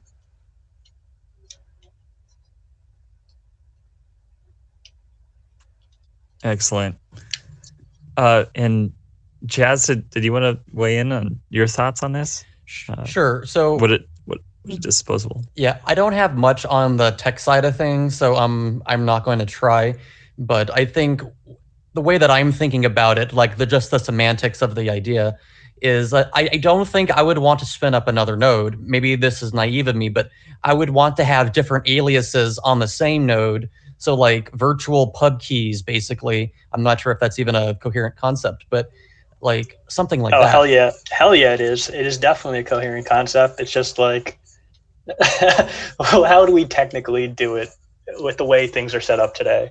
It's a little tricky. We've got some tech debt with how we create instances right now, but I think it's going to come. I think a lot of smart guys are thinking about it. I definitely know that it's on Lalu's mind over at Lightning Labs. Whether it's really a priority right now I don't think it's the case. I think there's a lot of other issues going on, especially with the actual invoice specs sort of being fought over right now. But I think in the next couple of years, I think we're going to find some really interesting solutions. I think we've already got a taste of it, albeit this is with the help of a third party. I think Moon has somewhat disposable public keys from when you're sending and receiving payments.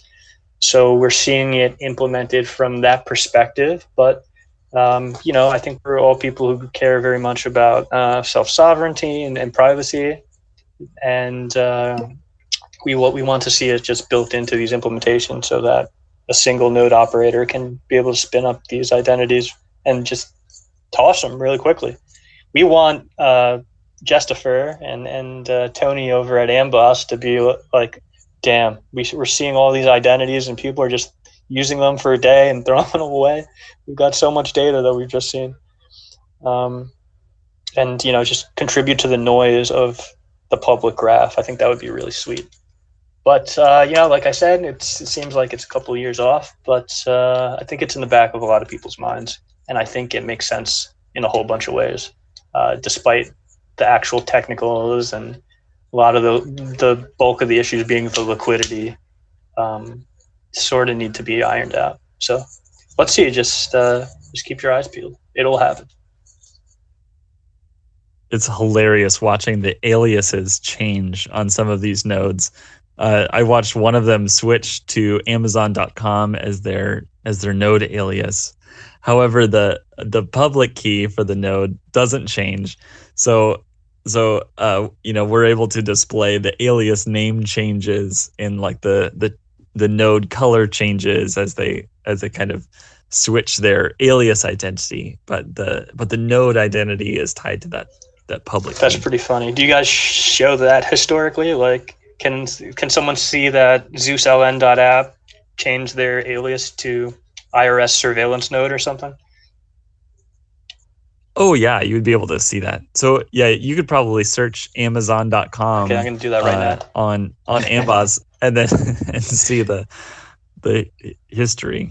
That's excellent. All right, let's do that right now.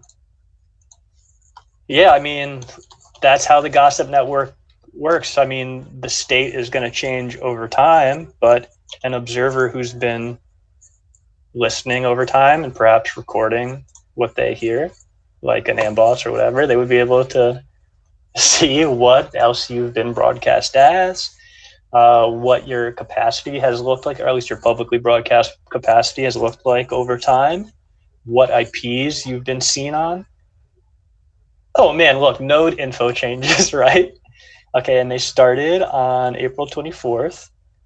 They changed to Virus in Folger, all caps, and they went to normal casing.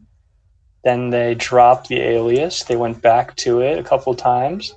And then on July 28th, they went to Amazon.com. That's pretty funny. And you could also see the color changes here, which is pretty awesome. But, we all know that, who's this? Folger? Is that Oleg? Oleg's listening in the chat. That's a good troll, bro. I commend your trolling. But, part of the gossip network, something that's been broadcast on it, that's associated with that pub key, can be tied to that identity if you stay with it. And that's why disposable pub keys could go a really long way, and that's why we're really looking forward to them. So let's see how it shakes out.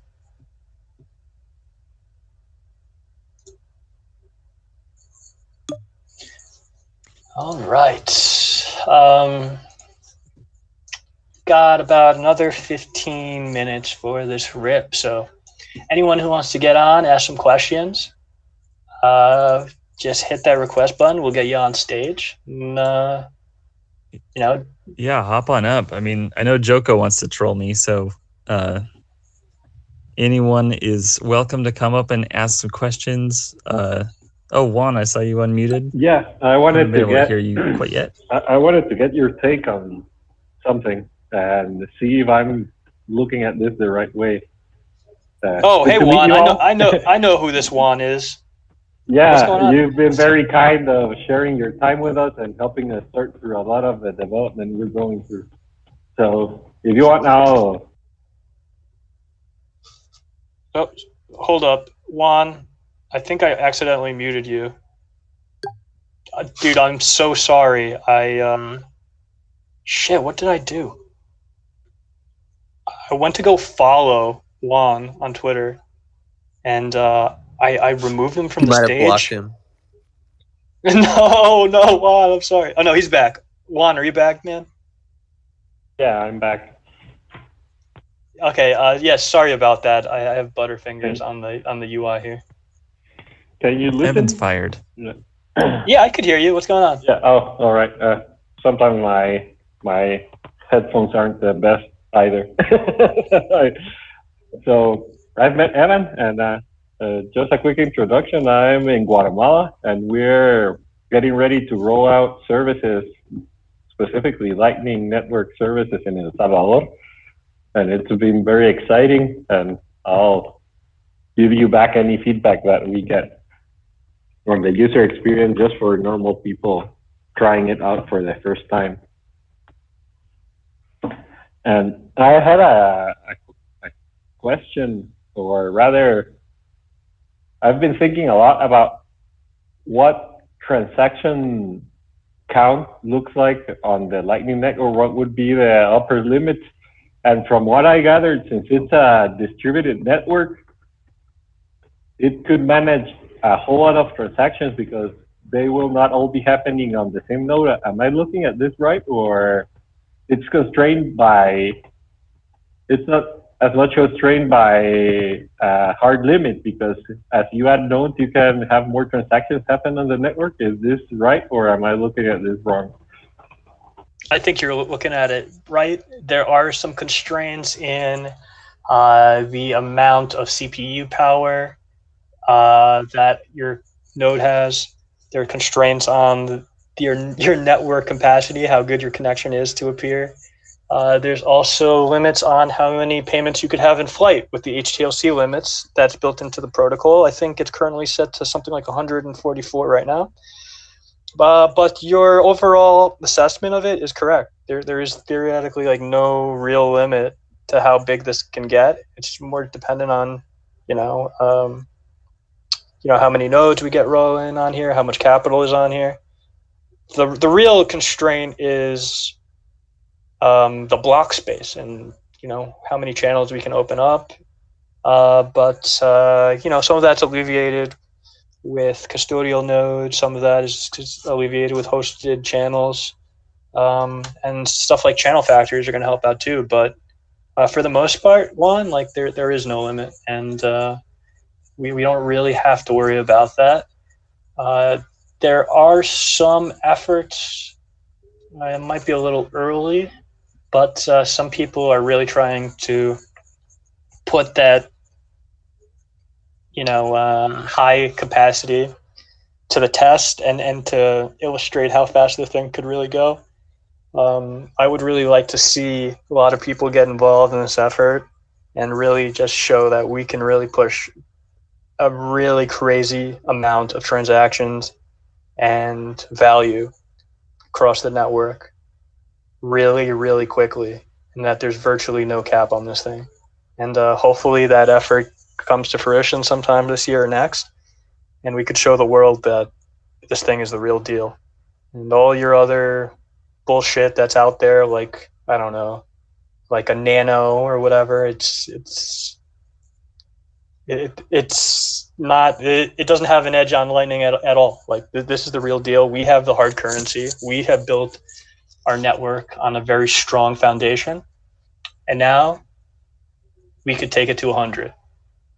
So, Ben, do you know of any type of scripts that can do automatic payments just to test, run it, and have several payments per second happen to a node? Has someone written something like this, or? There are a couple of people who have created benchmark tools and benchmark scripts. I think Kaloudis probably made a couple over at Lightning Labs. I know Greg Grubels on Twitter. He is over at Blockstream. Awesome guy, awesome account. He's done some benchmarking on C Lightning, which seems to be a little bit more performant than LND in my experience. Those guys might have some good benchmarking skills, but I would really like to see like a wide, display of the real capacities of this thing with some real capital, some hard body nodes, some really strong nodes, and some really awesome dashboard where people can watch along in live time and see us push this network to the max, because as I said, like those limits that are in place, they're like all quite artificial and easy to get around, and we could push around, Hey Evan, you know, hundreds of bitcoins, thousands of bitcoins I really recently quickly. came across like some sort of analysis of all the implementations based on performance, and it seems that Eclair actually is the fastest currently. And I think a thing to note in this is also that C Lightning only has like one channel per node like open, and I guess in the other implementations you can have multiple channels with each other. Of course, you can run other C Lightning nodes as well, but I thought this was cool. I'll try to find the link and share with you. Awesome. I'd love to see that. Yeah, it's cool to see different people's benchmarks. I think the conditions in which they're set up, the tests, are really important to take into account, as well as the network they're set up on and the hardware, as well as what version of the code base they're using. But yeah, interesting to see. I haven't seen the one with the headed Claire coming up top. I would figure that C is still more performant than Scala. That was my thought too. Yeah. I guess it also. I guess it also probably comes the down database to as well, right? And how many writes and yeah, stuff like definitely the date. 100%. When you're getting to a limit where you're pushing it to the most you can do, absolutely. Like having one of those next gen SSDs that sort of look like a RAM stick, like those have much more writes and could definitely even be a bottleneck when you're getting that crazy. But also, at the code level, a lot of things make a difference too. So, yeah, like I said, I would really like to see more of these displays going on, less so between benchmarking the different implementations, because I think the top 3 or even 4 now with Rust Lightning are all very good. Let's put together some displays to show what the hell this network can really do. Let's knock some people's socks off and show people that all we need is Lightning. We don't need all these other stupid altcoins with their different security models.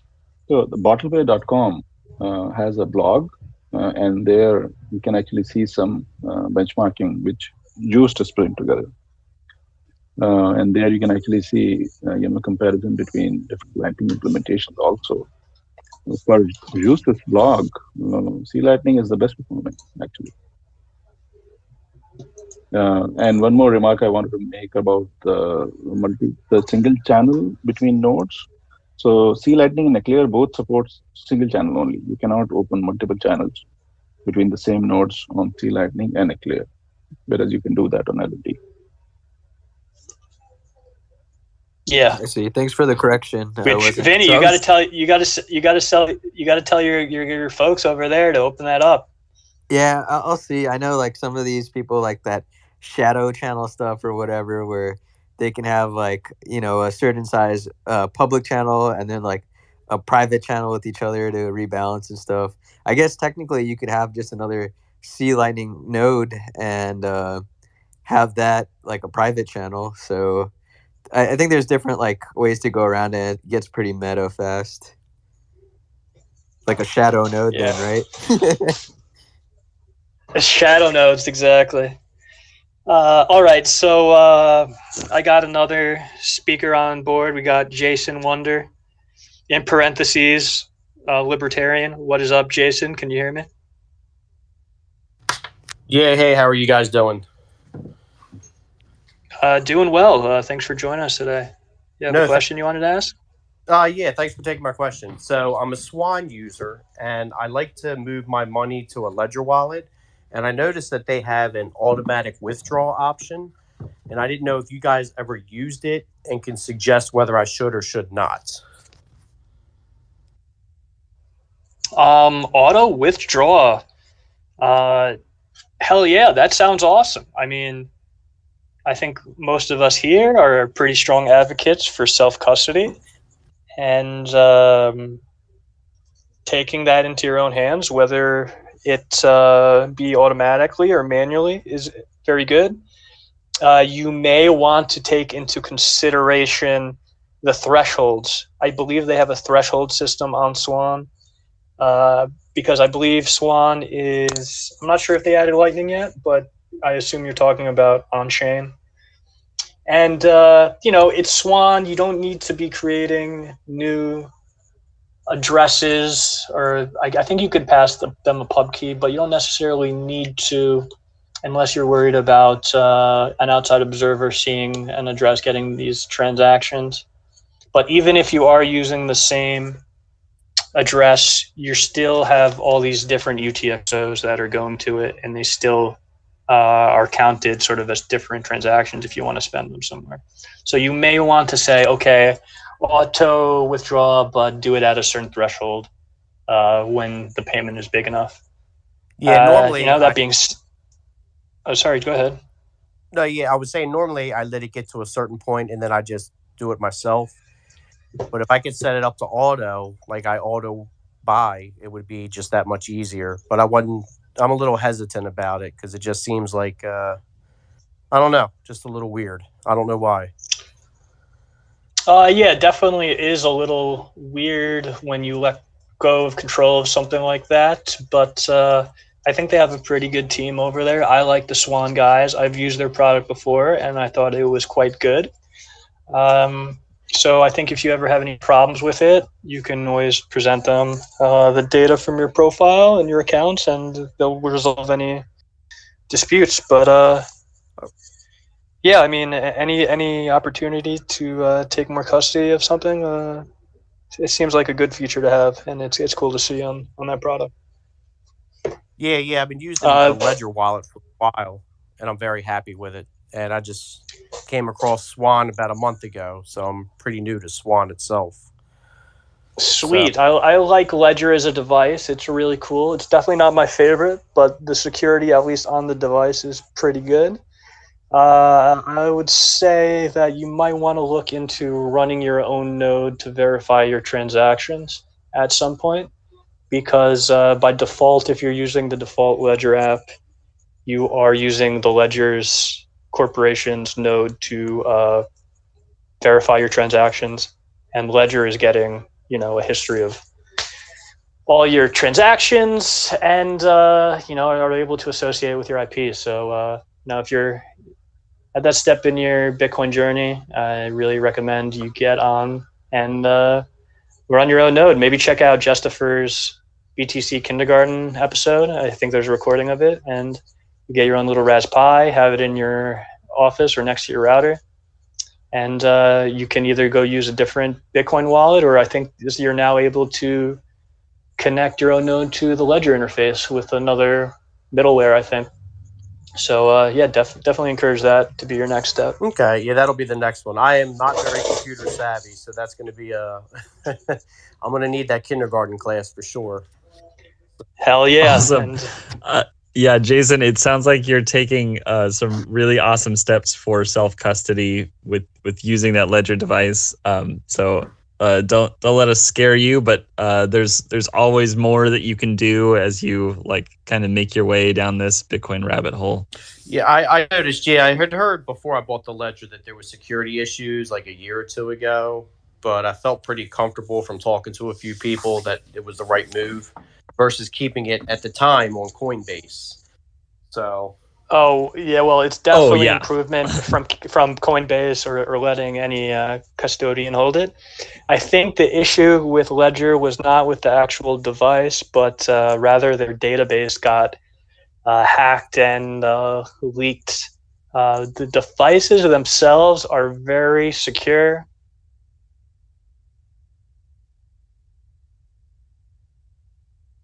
Better. So yeah, I think it's still a pretty solid hardware wallet. So it's awesome to hear. Cool. If you don't mind, let me get the name of that kindergarten class.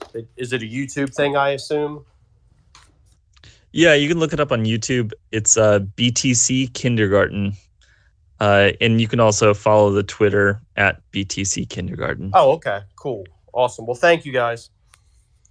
Yeah, no problem, Jason. Have a good one. Quick comment Thanks, here. Evan, just to take things back quickly to the benchmark, it turns out I was referring to the bottle pay one that was done 10 days ago, and it looks like maybe this is part of the release or something, but Eclair was able to benchmark with 10 channels, so that might have changed. And I sent it to you and Suheb, so very curious for your thoughts, once you get the chance to digest. Cool. Thanks, V. Really appreciate it. I was just doing some back of the envelope calculations and knowing that there's 14,000 nodes on the network. And if you assume all of them have like 2 channels so that they could route payments, and you do like 2 payments per minute for each of those nodes, you're already at 466 transactions per second, like for the network as a whole.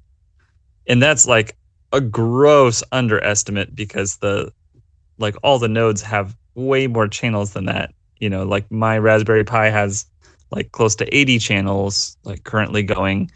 So I could actually do way more payments, and then I think the limit would be in each channel there would be 483 in-flight HTLCs at once before it would puke. So yeah, there's way more than that, but we're already bypassing the Bitcoin blockchain by 2 orders of magnitude. I just wanted to quickly comment on Jason's question a little bit and kind of bring us back around to where we started the show with Bolt12. So obviously Swan does not support the Lightning Network yet. I think it's probably on the roadmap somewhere if I were to guess. But I think offers would actually be a really good thing here to kind of address, reoccurring purchases. So essentially you could have, Swan set up with your node to automatically withdraw to, whatever threshold. And I think that would be so much better than getting it on chain. Like you would just have X amount of Bitcoin automatically in your, whatever node or wallet that you wanted into, Lightning wallet you wanted into. And I feel like the semantics of that control would be, far more, discreet than on, if you had the same kind of reoccurring payment on a credit card, one being a push technology, one being a pull technology. I'm kind of curious to kind of, maybe close out the show here. Sahib, you work on Ride the Lightning. Have you given much thought on what the interface might look like for offers? Because obviously you're going to have this interface of, I have reoccurring payments with Evan, I have reoccurring payments with Jestopher. I want to cancel the one to Jestopher, I want to increase the one to Evan, what have you. Yeah, so first of all, disclaimer, I'm very early in understanding what offers is, right? So actually I was looking at the C Lightning commands yesterday, last night only, to figure out, what interfaces are available right now. So my understanding is you have to first create a Bolt12 invoice type collateral, right? So it's, similar to your invoice creation in Bolt11 format, where you provide information like what amounts and possibly what expiry parameters you want to set. When you provide these inputs, you can create a Bolt11 invoice. So similarly, you will provide some inputs on what type of payment you want to receive.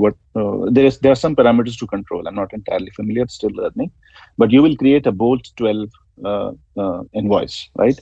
So that's a offer creation. That's one part of the workflow. Then you have to initiate it, and then you can in the interface you can actually list the active offers, and you can also disable existing offers. So from a UI perspective, what we'll do is we'll provide an interface to create offers. You will input some parameters and create around those controls. You will create your offers. We will give an interface to list the active offers, and then we will give you an interface, the control on the interface to disable offers. And then, I think the offers will be, you can use that offer information and create a QR code, and then, start getting payments on that offers.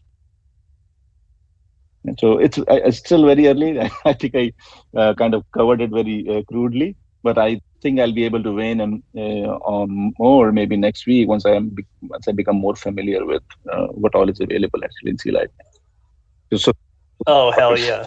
next week, putting yourself on the clock.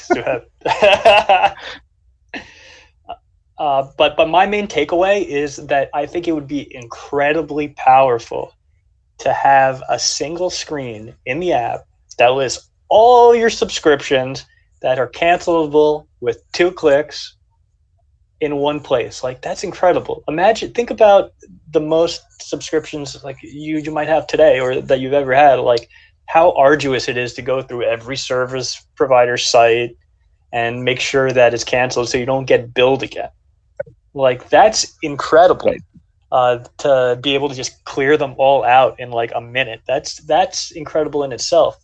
But also perhaps the ability to be sort of prompted in your app as a reminder that this payment is going to go on, and to like okay it yourself. That also is really powerful, because if you forget about a subscription, will pop up in your app and you have the ability to cancel it there on the spot, or just to like not accept it for that month and be like, okay, I'll come back to it later.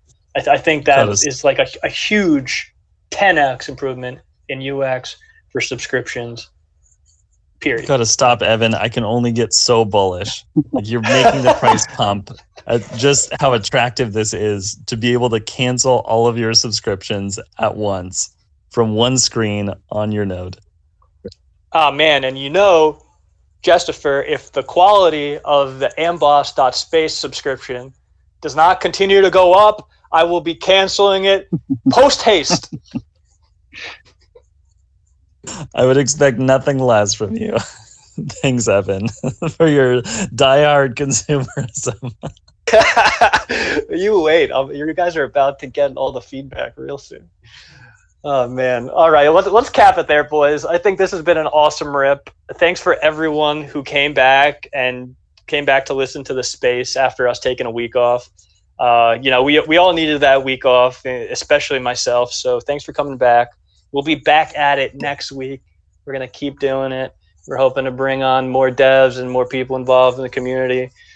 Shouts out to Suheb from Ride the Lightning for joining us today. Shouts out to Vinny from Blockstream for all the great questions. Thanks for everyone who came on board. Thanks to Juan from Guatemala, who's got a really awesome product going on in Latin America and working on all those efforts. And thanks for anyone who's listening on YouTube, on the Amboss YouTube channel. Really stoked to be there. Shouts to anyone who may be listening on the Lightning Junkies feed. Chaz, are you going to put us on there? Are we worthy enough yet? Yes, we are live streaming right now on the Lightning Junkies YouTube page. Hell yeah. Do you release them too, Chaz? I remember you released the first 2 or something. Yeah, I uploaded the first 2 and then had some things happen where I just got sidetracked and didn't do it. But I have Kat on board, and we're going to kind of commit to doing this going forward here. Sweet. Sweet. I'm pumped. It's been a great rip. I'm Evan Kaloudis. You can find Zeus on Twitter at ZeusLN. We are ZeusLN.app on the web. You can find us on Telegram. We got our developer Slack. You could find us on Amboss.space now. And hope to see y'all next week. Catch you next week, folks. Thank you. Bye, guys. Bye, everyone. Thank you, guys. Have a great weekend. I will see you on the Lightning Network. Somebody.